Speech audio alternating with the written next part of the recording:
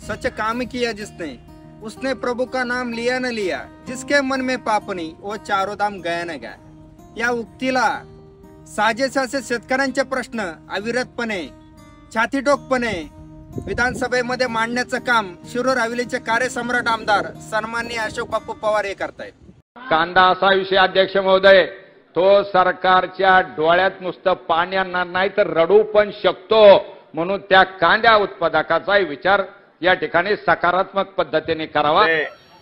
नांगर घालतात, नांगरटीने कांदा काढून टाकतोय किंवा कोणी पेटवून देतोय. याचा अर्थ त्याला कांदा तिथनं काढून शेताच्या बाहेरमध्ये टाकायला सुद्धा परवडत नाही. 3 आणि 4 रुपये किलोनं कांदा ज्या वेळेला जातोय त्यावेळेला अजिबात परवडत नाही. एका बाजूला गुजरातला ज्या वेळेला गुजरात सरकार भारतीय जनता पक्षाचं अनुदान देतंय कांद्याच्या पिकाला, तीच परिस्थिती आपल्याकडे अत्यंत वाईट असताना इथंही सरकारनं सकारात्मक भूमिका घेऊन कांद्याला मोठ्या प्रमाणात अनुदान दिलं पाहिजे.